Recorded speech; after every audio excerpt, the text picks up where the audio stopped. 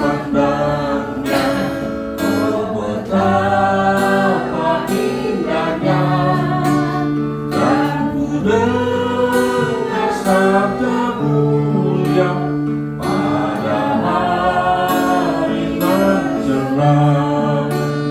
Oh betapa indahnya pada hari kekalnya. Maranatha doaku terus, Tuhan kami datanglah. Yang kedua, sering hatiku gelisah, rindu pandang wajahnya. Tuhan tunjukkan padaku jalan ke surga baka. Tak lama aku menanti Yesus segera kembali. Oh berdoa Maranatha, Tuhan kami datanglah. Oh betapa indahnya dalam kasih kekalnya. Maranatha doaku terus, Tuhan kami datanglah. Ya, pujian ini pujian akhir zaman. Jadi menggambarkan situasi kondisi kita ketika kita menyambut akan kedatangan Tuhan Yesus yang kedua kali. Jadi yang akan terangkat, jadi pada waktu Tuhan Yesus datang kedua kali, yang mati di dalam Kristus itu dia bangkit, ya menyongsong Tuhan Yesus di awan, sedangkan yang hidup itu akan terangkat dengan tubuh yang sudah diberikan. Sebab itu mari kita sama-sama mulai sekarang kita ambil keputusan untuk percaya menerima Tuhan Yesus Kristus, karena hanya orang-orang yang percaya yang akan diangkat. Yang tidak diangkat, yang tidak percaya tidak akan diangkat. Waktu saya masih kecil, saya pernah mimpi pengangkatan Yesus. Jadi ada ramai sekali orang, tapi yang diangkat itu dalam mimpi saya itu hanya saya dengan mama saya. Saya sedih, sedihnya saya itu berpisah dengan orang yang lain. Nah, itu yang saya sedih. Ya, jadi sepi rasanya. Tapi saya diangkat ke seperti matahari di depan itu, sinar kilau kumilau. Ya, jadi setelah saya belajar sekolah teologi, saya baru sadar. Mungkin ini yang disebut dengan pengangkatan yang kita tidak tahu. Nah, sebab itu mulai sekarang kita percaya kepada Tuhan Yesus. Ya, kita akan membuka Alkitab kita yang diambil di dalam Mazmur pasal yang ke-62 ayat yang kedua. Mazmur 62 ayat yang kedua. Demikian bunyi firman Tuhan. Hanya dekat Allah saja aku tenang, daripadanya lah keselamatan. Ayat 3. Hanya dialah gunung batuku dan keselamatanku, kota bentengku, aku tidak akan goyah. Ya, sampai sedemikian jauh membaca firman Tuhan kita pada pagi menjelang siang hari ini. Tentu yang berbahagia adalah bagi kita semua yang dengan setia membaca merenungkan firman Tuhan, dengan setia juga kita mau melakukannya dalam kehidupan kita sehari-hari. Ya, firman itu Alkitab bilang pelita. Ya, disebut pelita itu artinya itu dia akan menjadi penerang kita, penuntun kita di tengah-tengah dunia yang gelap. Apa yang dimaksud dengan dunia yang gelap? Dunia yang hancur, dunia yang rusak, dunia yang menuju kebinasaan. Tapi orang-orang percaya itu dia dituntut untuk selalu hidup dalam sesuai dengan kehendak Tuhan. Itulah harus selalu berbuat baik setiap saat. Ya. Jadi kalau ada orang percaya atau orang Kristen yang hidupnya mau suka berbuat jahat, berarti dia bukan orang Kristen. Kalau orang Kristen itu dia selalu berbuat baik, ya. Termasuk kepada orang yang ingin berbuat jahat kepada dia. Ya. Dia selalu berbuat baik. Nah, kita lihat perhatian dalam konteks iman Tuhan kita. Tadi dikatakan hanya dekat Allah saja aku tenang, daripadanya lah keselamatan. Nah, Bapak Ibu, dalam konteks ini bagian Mazmur diucapkan oleh Daud dan dinyanyikan oleh Yedutun. Yedutun itu adalah salah seorang dari keturunan Lewi, dari Bani Merari namanya, dari Bani Merari yang dipilih oleh Daud untuk melayani di bait suci. Ya. Apa tugasnya? Tugasnya melayani dalam bentuk puji-pujian. Dia siapkan lagu kor yang indah-indah, dan saya perhatikan bahwa Yedutun ini bukan hanya dia mempersiapkan, tapi memang hati pikiran, karena dia punya karunia dalam bidang tarik suara, dalam bidang menyanyi. Makanya kalau lagu-lagu yang disampaikan, lagu-lagu nyanyi itu selalu menyentuh hati. Ya. Nah, kan seperti itu ya. Jadi lagunya selalu menyentuh hati. Dia dia nyanyikan, dia diungkapkan ini dalam untuk memberikan penghiburan kepada kita, khususnya bagaimana waktu itu Daud sedang mengalami situasi kondisi yang tidak aman dan tidak nyaman. Ya, tentu kita semua kan pernah merasa tidak nyaman, kan? Kita tentu pernah merasa tidak aman, mungkin gundah gulana, tidak aman karena batin kita. Kalau secara psikologis kita merasa sedih. Ada orang yang walaupun di tempat ramai, tapi dia rasa kesepian. Berarti orang itu sebenarnya tidak aman. Ya, dia tidak nyaman. Tapi ada orang yang walaupun di tempat yang sepi, dia merasa ramai, merasa gembira. Ya, berarti orang itu tempat tidak menjadi pengaruh bagi dia. Karena suasana hati inilah yang menceritakan kebahagiaan bagi orang tersebut. Ya. Apa yang menjadi membuat Daud itu tidak aman pada waktu itu? Jadi Daud itu ketika dia jadi raja, ada banyak orang yang syirik, orang yang iri hati, orang yang ingin menjatuhkan dia dengan berbagai macam cara. Kira-kira aman tidak? Pasti tidak aman. Segala macam cara, bahkan Daud mau dibunuh. Jadi artinya kelima situasi kondisi yang tidak aman itu sampai mengancam akan nyawanya sendiri. Tapi apa yang dilakukan oleh Daud? Apakah dia cari pertolongan kepada manusia? Cari pertolongan ke orang-orang kita, cari pertolongan ke mana-mana? Enggak. Seperti dinyanyikan di dalam Mazmur 121. Aku melayangkan mataku ke gunung-gunung. Dari manakah akan datang pertolongan? Pertolonganku ialah dari Tuhan.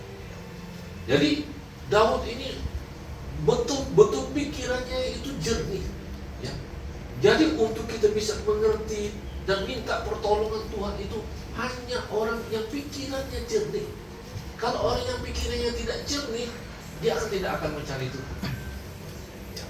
Kenapa demikian? Kalau orang pikirnya jernih itu, dia tahu Tuhan itu adalah sumber kekuatan kita. Nah, seperti dikatakan dalam Mazmur tadi, hanya dialah gunung batu. Mari kita coba katakan apa yang disebut dengan gunung batu. Gunung itu adalah suatu yang lebih tinggi daripada bukit. Ya. Kalau bukit lebih rendah, gunung itu lebih tinggi. Apa dikatakan Daud? Engkau tuh gunung batu. Ya. Gunung saja itu sudah cukup. Tapi gunung batu ini menggambarkan akan apa? Akan tidak bisa dipanjat dan tidak bisa ditembus. Yang artinya tadi Karena dia dikejar-kejar musuh tadi. Kalau dia itu bersandar kepada Tuhan, Tuhan yang menjadi perisai, menjadi perlindungnya itu tidak bisa dilampaui, tidak bisa dipanjat, tapi juga tidak bisa ditembus oleh senjata apapun. Ya, kalau bersama dengan Tuhan. Amin. Dia sampaikan itu kepada Tuhan. Kepada dalam Mazmur ini. Ya, Tuhan itu batu dan kota benteng. Ya. Bapak Ibu, Inang, Amang, Opung Doli, Opung Boru semua. Tidak ada yang seperti Tuhan yang digambarkan oleh Daud ini. Manusia kalau dia menolong itu penuh dengan keterbatasan. Ya. Satu saat bisa mengecewakan. Ya. Pak Aritonang, Pak Glory mungkin bisa mengecewakan Bapak.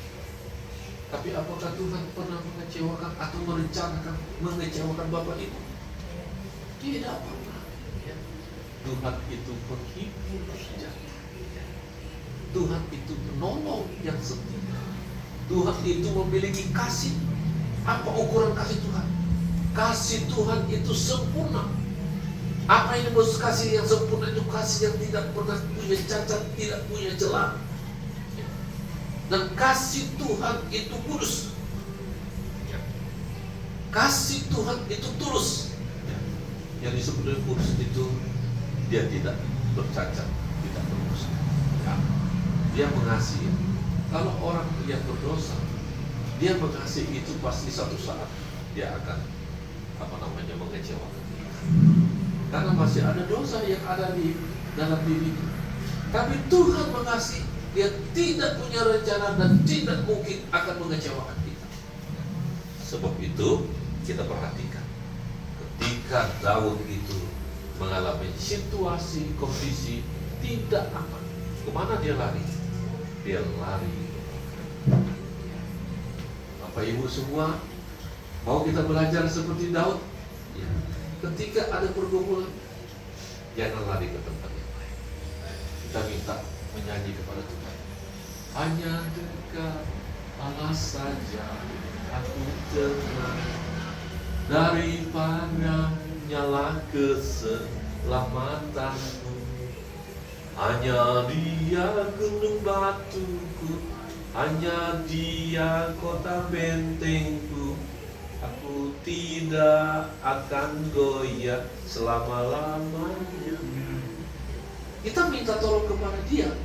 Kenapa? Karena Dia itu pasti menolong kita. Jangan kita minta tolong kepada orang lain yang tidak pasti untuk bisa memberikan pertolongan.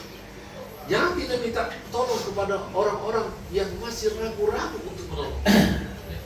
Tapi kalau kita datang kepada yang menjadi sumber, Tuhan itu sumber pertolongan. Karena di dalam Dia kita aman. Di dalam Dia bisa menciptakan, bisa berbuat segala sesuatu. Dia Allah kita, Allah yang Maha Kuasa. Artinya apa?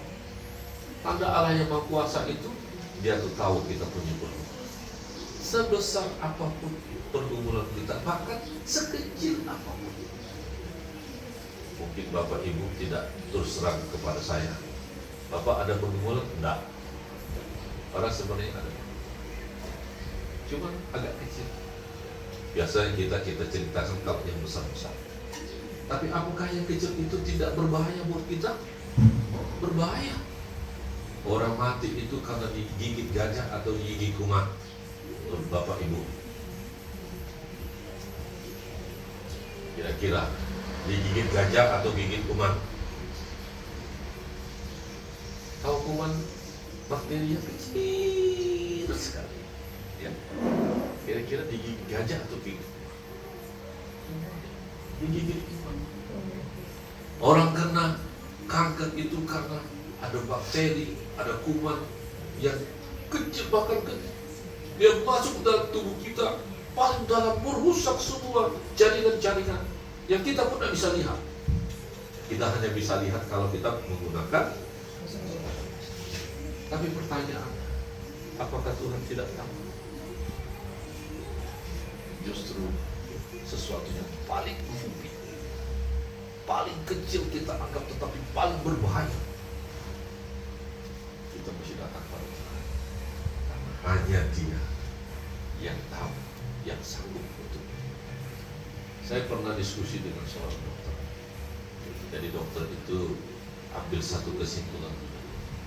Dia bilang, Pak Pendeta, kami dokter, tapi yang bisa kami sembuhkan melalui jasa kami sebagai seorang dokter hanya 20% menurut dia. Lalu saya bilang, itu 80% siapa yang sembuhkan? Itu Tuhan. Coba Pak, Bapak dia bilang itu tahu enggak? Kami ini para dokter itu hari-hari kami rekayasa. Kalau orang sakit agak panas sedikit dikasih rekayasa, kasih obat. Ya syukur-syukur kalau dia bisa sembuh. Tapi kalau enggak, besok kami ganti lagi obat. Kalau diganti obat itu dia tidak mempan juga, kasih dosisnya agak tinggi, ya, supaya mempan. Berapa persen itu Pak Pendeta? Tapi kalau Tuhan, ada enggak Tuhan tidak tahu penyakit kita? Tidak ada. Apakah Tuhan tidak tahu tentang bagaimana menyembuhkan penyakit kita? Tidak ada. Tapi mengapa kalau kita berdoa ketika kita sakit Tuhan tidak jawab? Bukan tidak dijawab Tuhan. Ya. Jawaban doa itu kan ada 3. Ya, tidak, tunggu. Tunggu dulu. Kenapa harus kita bilang tunggu? Mungkin ada sesuatu. Waktu ada seorang yang buta sejak lahir. Waktu dia buta sejak lahir itu, Yesus lewat bersama dengan murid-muridnya. Pada waktu muridnya lihat, maka murid-muridnya bertanya kepada Tuhan Yesus, Guru, ini orang ini buta, apakah karena dosa orang itu sendiri atau dosa orang tuanya? Kan? Kalau tidak percaya, dibaca saja di dalam Yohanes pasal 9. Dosa orang ini sendiri atau dosa orang tuanya? Apa jawab Tuhan Yesus? Bukan dosa orang itu dan juga bukan dosa orang tuanya, tetapi pekerjaan Tuhan ingin dinyatakan. Jadi orang buta itu diizinkan buta karena ada rencana Tuhan di balik itu. Ya, karena itu, kalau bukan Tuhan, tidak ada yang bisa menyembuhkan. Kata buta sejak lahir. Ya, coba Bapak Ibu telinga. Kira-kira dia butuh tidak untuk melihat? Kalau kata buta sejak lahir.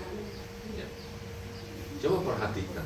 Waktu Tuhan Yesus datang ke situ, dia tanya, maukah engkau sembuh? Dia tidak jawab mau, tidak jawab itu, karena nggak tahu dia itu buta itu melihat itu gimana.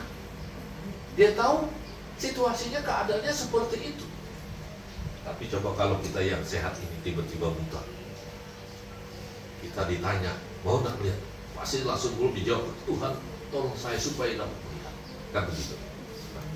Nah itulah yang dia maksud dengan pekerjaan Tuhan. Pekerjaan Tuhan ini dinyatakan. Ternyata Tuhan ingin memberikan pengajaran kepada ahli Taurat, orang Farisi, Yahudi pada waktu itu. Kenapa? Mereka punya mata tapi tidak melihat, punya telinga tidak mendengar. Banyak orang begitu. Apakah orang buta melihat bagaimana pertolongan Tuhan dalam hidup kita itu luar biasa? Tapi apakah dia mau percaya kepada Tuhan Yesus? Apakah orang itu tuli sehingga dia tidak mendengar akan kabar baik yang disampaikan oleh Tuhan? Tuli tidak. Tidak. Tapi tuli, pura-pura tuli, tidak mau dengar. Sebab itu tadi melalui proses Tuhan menyembuhkan orang buta sejak lahir, ingin menyatakan pekerjaan yang ajaib itu untuk orang-orang yang sehat tetapi dia buta secara rohani. Jadi Bapak Ibu yang dikasih oleh Tuhan Yesus, setelah setelah Daud itu menyampaikan itu? Apakah pandangan dia terhadap segala pergumulan, segala masalah, segala persoalan yang dia hadapi di dalam hidupnya itu? Dia katakan ayat yang ke-10 ini, hanya angin saja orang-orang yang hina, suatu dusta saja orang-orang yang mulia. Pada neraca mereka naik ke atas, pada sekalian mereka sekalian lebih ringan daripada. Orang yang punya niat jahat tadi, orang yang punya rencana jahat tadi, yang ingin mencelakakan Daud, ketika Daud itu datang kepada Tuhan, menyadari Tuhan itu luar biasa, ternyata dia bilang itu musuh-musuhnya itu sama dengan angin. Apa dengan angin? Angin itu artinya gampang, mudah saja lari, ya, gampang diusir, gampang diinjakan, gampang diatasi, karena Tuhan pencipta. Jadi Bapak, Ibu, dan semua saudara sekalian, ya, persekutuan kita seperti ini membawa kita, batin kita ini semakin dekat sama Tuhan. Kalau batin kita dekat sama Tuhan, kesembuhan yang akan berikan. Tuhan sedang terapi kita sekarang, ya, dengan firman-Nya, dan itu berarti akan ada kesembuhan yang Tuhan berikan. Di saat kita datang mencari Tuhan, mengandalkan Tuhan, dan menaruh harapan Tuhan. Jadi opung boru, opung duli, hari ini Tuhan aja. Kalau kita punya pergumulan, kepada kita datangnya, Tuhan pasti. Ya, minta panggilan ini, tolong kan semua kita. Jadi kita senantiasa kuat dalam situasi apapun. Amin. Ya, kita akan langsung masuk ke doa syafaat, ya Bu ya. Yang doa syafaat masih pokok doa seperti biasa. Apakah ada yang khusus, ada yang sakit Pak? Untuk rumah tondang Gusti ini, Terus Ibu Menodang, kesehatan lansia semua, ya. kami juga. Lalu Ibu Novia, Itu siapa Pak? Peng-peng. Pak Pak Peng-peng. Peng. Dia kebetulan kemungkinan nanti dia operasi. Ternyata kan kakinya Bapak itu kan agak jalan. Sekarang di ronsen, rupanya ada antara ini dengan sini tuh sendi pergeseran ya, patah. Oh, pernah jatuh dia. Mungkin dulunya. Dulu kan dia waktu